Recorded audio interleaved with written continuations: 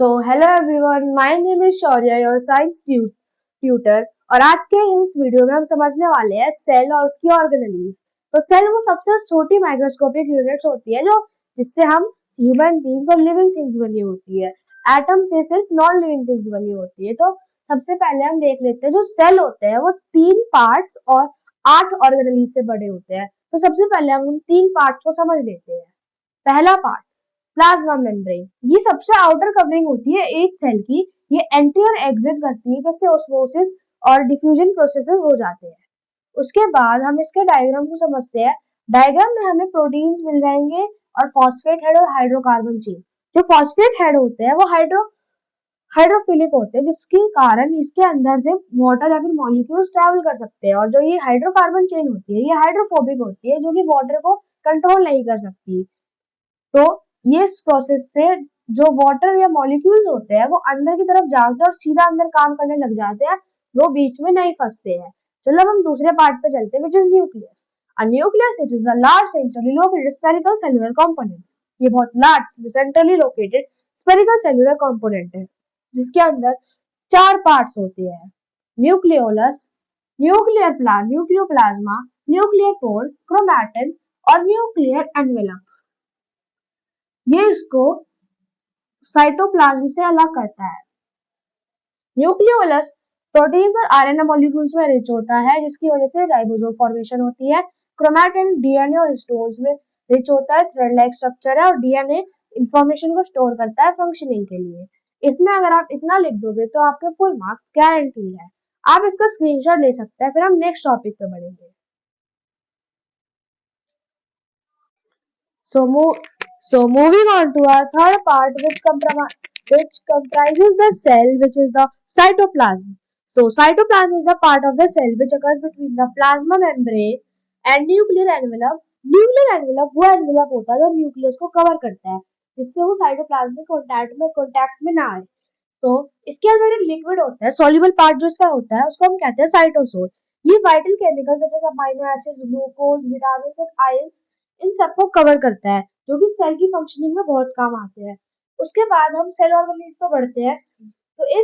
तो इसमें बढ़ने से पहले मैं आपको बता देता हूँ कि इसमें हम 3 सेल ऑर्गेनेल्स को कवर करेंगे और नेक्स्ट पार्ट में हम बाकी 5 सेल ऑर्गेनेल्स को कवर करेंगे क्योंकि ये ज्यादा लंबी वीडियो हो जाएगी। तो इसमें हम सिर्फ 3 कवर करेंगे और नेक्स्ट पार्ट में हम बाकी 5 कवर करेंगे। और इसमें जितने भी एक्स्ट्रा जो टाइप्स होंगे वो सब हम शॉर्ट्स पे कवर कर देंगे। हम शॉर्ट पे पूरी सीरीज बना के खत्म कर देंगे। इसमें बस हम मेन नॉलेज लेंगे कि वो होता क्या है। तो endoplasmic reticulum is a membranes network of enclosing a fluid filled lumen which is in the intracellular cavity। तो जैसे हमने देखा था कि ये न्यूक्लियस था, इसके चारों ओर यहाँ पे न्यूक्लियर एनवेलप था। अब इसके चारों ओर ऐसे कुछ पार्ट्स होते हैं जिनको एंडोप्लाज्मिक रेटिकुलम होता है, जिसमें मेम्ब्रेनस नेटवर्क जिसमें फ्लूइड फिल्ड होते हैं विच इज न्यूक्लियोप्लाज्म।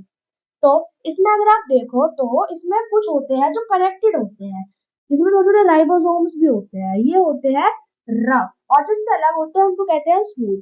इस टॉपिक को हम किसी शॉर्ट में कवर करेंगे। अभी के लिए हम बस इतना जान लेते हैं कि एंडोप्लाज्मिक रेटिकुलम होता क्या है क्योंकि हम मेन नॉलेज लेंगे और जो एक्स्ट्रा होगा वो मैं शॉर्ट्स में आपको कवर करा दूंगा। आप इसका स्क्रीनशॉट ले लें, फिर हम नेक्स्ट ऑर्गेनेल पे बढ़ेंगे। So moving on to our second organelle of the cell, which is ribosome. They are dense spherical and granular particles which occur freely in cytosol। ये छोटे छोटे पार्टिकल्स होते हैं राइबोसोम जो कि साइटोसोल में ऐसे घूमते रहते हैं और यूजुअली न्यूक्लियस को कवर करते हैं बिकॉज न्यूक्लियस इनको बनाता है। तो ये आरआरएनए और राइब प्रोटीन से बनते हैं। आरआरएनए एक नई टर्म नहीं है। आरएनए में आरएनए का राइबोन्यूक्लिक एसिड और आर छोटा आर पर राइबोसोम है। तो जो ये होता है ये राइबोसोमल आरएनए से बनता है। ऐसे काफी टाइप्स के आरएनए होते हैं और हमारा नेक्स्ट ऑर्गेनेल आता है गोल्गी एपरेटस। इसमें फ्लूइड फिल्ड वेसिकल्स और फ्लैटेंड सिस्टर्नल्स होते हैं। ये कैमिलो गोल्गी के द्वारा बनाया गया था जिसका डायग्राम कुछ ऐसा होता है जिसमें वेसिकल्स है, ऐसे पहले बनते हैं, मैच्योरिंग फेज आता है, फिर ये अलग हो जाते हैं। ये स्टोरेज, पैकेजिंग और प्रोसेसिंग में काम आता है। जैसे एंजाइम्स प्रोटीन और सेलुलर कंपोनेंट्स को बनाते हैं, उन्हीं की स्टोरेज, पैकेजिंग और प्रोसेसिंग यही करता है। ये सेल वॉल को बनाता है, प्लाज्मा मेम्ब्रेन और लाइसोसोम्स को भी बनाता है। तो ये इनका काम है कि ये सब चीजों को बनाकर लगाता रहता है, जिसके ओवरऑल सेल बन जाती है। सो आज का लास्ट टॉपिक यहीं पे कवर होता है। So thank you for today's class. Please make sure to like and subscribe to this video, और हम नेक्स्ट वीडियो में मिलेंगे किसी और टॉपिक के साथ। वैसे तो हम इसी को कवर करेंगे नेक्स्ट टॉपिक में। So stay tuned for the next part. Thank you for today, bye.